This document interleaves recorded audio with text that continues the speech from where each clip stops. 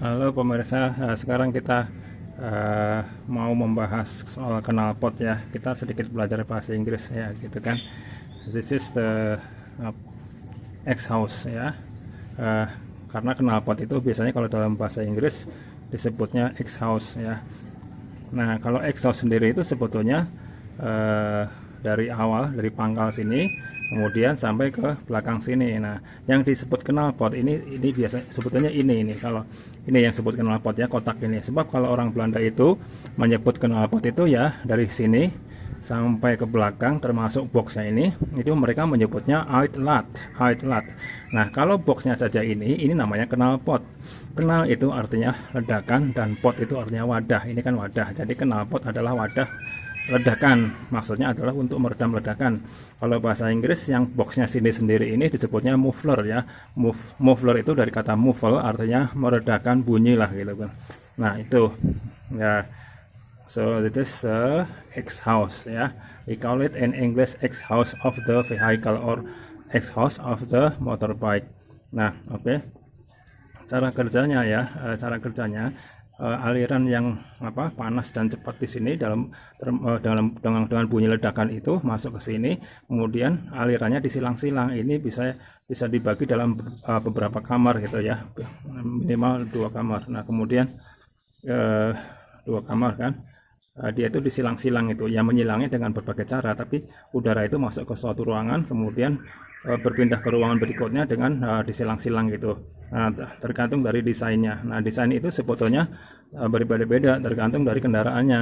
Nah, tapi biasanya kendaraan ini juga memerlukan ini ya, memang inginnya cepat dingin dan cepat bablas gitu kan udaranya, tapi dia juga harus mempertahankan ini ya tekanannya gitu. Nah, ya sekarang ini banyak orang menggantikan knalpot, terutama motor ini dengan knalpot racing. Artinya knalpotnya ini, wadah knalpotnya ini, wadah ledakannya ini diganti dengan racing ya. Yang racing itu maksudnya aliran udara yang masuk dari pipa sini kemudian masuk ke box ini ya, itu biasanya dilangsungkan ke sana, langsung ke belakang. Cuma sebagai ganti dari ditukar-tukar untuk meredam ledakan itu, knalpot itu menggunakan ini caranya itu, dia ini ya, lubangnya di sini dibuat agak besar, kemudian di dalam dinding-dindingnya ya, kita lihat di dinding-dindingnya itu dibuat lubang-lubang kecil gitu, artinya untuk meredam ledakan. Karena knalpot ini mulai dari awalnya, mulai dari pangkalnya ini, aliran udara itu dalam bentuk shockwave ya, maksudnya ada bunyi di situ, ada bunyi ledakan. Maaf, ada bunyi ledakan itu, bunyi ledakan itu sebetulnya bentuknya shockwave ya. Ini gelombang kejut, dia itu di sini itu berbenturan ya, dalam dinding itu membentur-bentur dinding gitu kan, kemudian sampai dia keluar gitu kan. Nah jadi untuk meredam ledakan yang dalam bentuk shockwave itu ya, shockwave ledakan suara itu, maka setelah masuk ke mufflernya yang racing itu, dia di pinggir-pinggir itu di sini dibuat ini lubang-lubang itu kecil-kecil untuk mematahkan ya, untuk mematahkan shockwave-nya itu, gelombang kejutnya itu.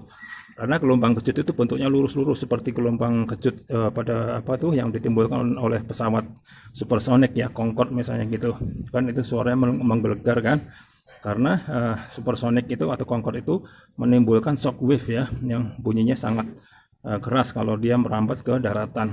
Nah gini kan. Nah tujuan dari penggunaan muffler racing ini adalah untuk mendapatkan tambahan tenaga ya, supaya selain suaranya mungkin keren gitu, menarik seperti balap gitu kan. Nah kemudian juga dia untuk mendapatkan tambahan tenaga, karena kalau dia dipacu pada putaran tinggi ya, dia bisa membuang gas itu dengan cepat dan tidak menimbulkan panas yang banyak di saluran di depan sini gitu kan. Kemudian ini tekanannya ya, tekanan di sini itu tidak akan menumpuk ya, karena kalau tekanan di sini naik itu dia akan mengganggu ini silinder pembakarannya itu.